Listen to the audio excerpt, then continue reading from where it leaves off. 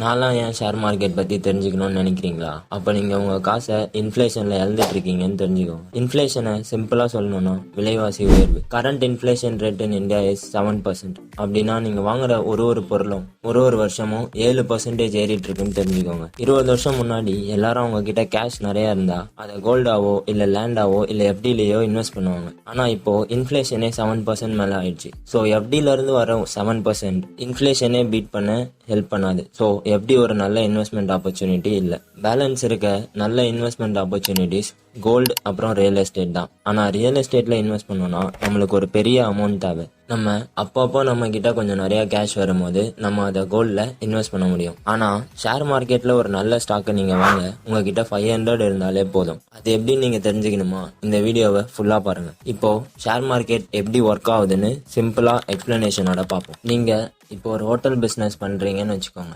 இப்போ நீங்க உங்க பிசினஸை இந்தியா ஃபுல்லா டெவலப் பண்ணணும்னு நினைக்கிறீங்க. ஸோ உங்களுக்கு இப்போ கேஷ் நிறைய வேணும். அதாவது உங்க பிசினஸை எக்ஸ்பேண்ட் பண்ண உங்களுக்கு கேபிட்டல் வேணும். இந்த கேபிட்டலை நம்ம எப்படி ரெடி பண்ணலாம்னா, ஃபர்ஸ்ட் நம்ம பிசினஸோட ரெக்கார்ட்ஸ் எல்லாம் பேங்க்ல காமிச்சு பேங்க் கிட்ட இருந்து லோன் வாங்கலாம். அப்படி இல்லைன்னா உங்க ஃப்ரெண்டை நீங்க பார்ட்னரா சேர்த்துக்கிட்டு உங்க பிசினஸ்ல இருந்து ஷேர் கொடுக்கலாம். அப்படி இல்லைன்னா ஷேர் மார்க்கெட்ல உங்க கம்பெனியை லிஸ்ட் பண்றது மூலியமா டைரக்டா மக்கள் கிட்ட இருந்து உங்களால கேபிட்டல் கலெக்ட் பண்ண முடியும். ஷேர் மார்க்கெட்ல இப்போ உங்க கம்பெனியை நீங்க லிஸ்ட் பண்ணணும்னா நீங்க பிஎஸ்சி இல்லைனா என்எஸ்சி இது ரெண்டு தான் இந்தியாவோட மேஜர் ஸ்டாக் எக்ஸ்சேஞ்ச். பிஎஸ்சினா பாம்பே ஸ்டாக் எக்ஸ்சேஞ்ச், என்எஸ்சினா நேஷனல் ஸ்டாக் எக்ஸ்சேஞ்ச். இதுல ஏதாச்சும் ஒரு ஸ்டாக் எக்ஸ்சேஞ்சில் உங்க கம்பெனியை நீங்க ரெஜிஸ்டர் பண்ணிருக்கணும்.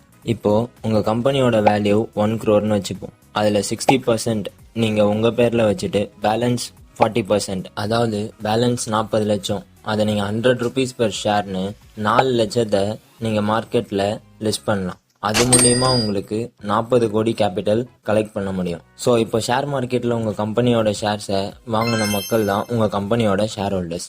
இது மாதிரி ஃபர்ஸ்ட் டைம் ஒரு கம்பெனி ஷேர் மார்க்கெட்ல லிஸ்ட் ஆகிறது பேர் தான் ஐபிஓ, இனிஷியல் பப்ளிக் ஆஃபரிங்.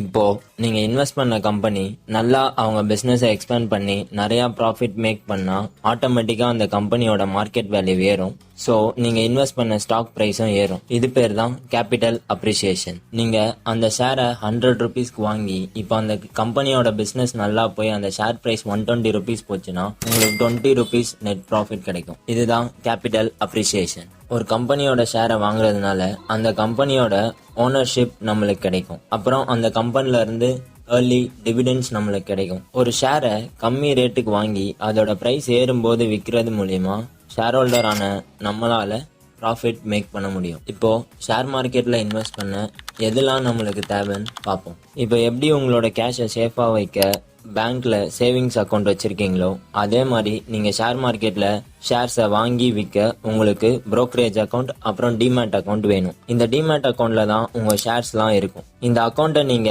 இந்தியாவோட டாப் brokerages ஆன ஜெரோதா, ஏஞ்சல் ஒன் அந்த மாதிரி புரோக்கர்ஸ் கிட்ட உங்களால ஓபன் பண்ணிக்க முடியும். இப்போ உங்களுக்கு எந்த ஷேர் நல்ல ஷேர் அது எப்படி வாங்கணும், அதுக்கு ரிசர்ச் பண்ணி வாங்க டைம் இல்லனா தெரிலன்னு சொன்னீங்கன்னா ஸ்ட்ரெயிட்டா நீங்க இண்டெக்ஸ் ஃபண்ட்ஸ்ல இன்வெஸ்ட் பண்ணலாம். நிஃப்டி 50 இந்தியாவோட டாப் 50 கம்பெனிஸ் ஒரு பண்டிலா இருக்கும். அதுதான் இண்டெக்ஸ் ஃபண்ட்ஸ். ஸோ இதுல எல்லாமே நல்ல ஸ்டாக்ஸ். ஸோ நீங்க தைரியமா இன்வெஸ்ட் பண்ணலாம். ரெண்டாவது இண்டெக்ஸ் ஃபண்ட் வந்து சென்செக்ஸ் 30. இதுல இந்தியாவோட டாப் 30 கம்பெனிஸ் ஒரு பண்டிலா இருக்கும்.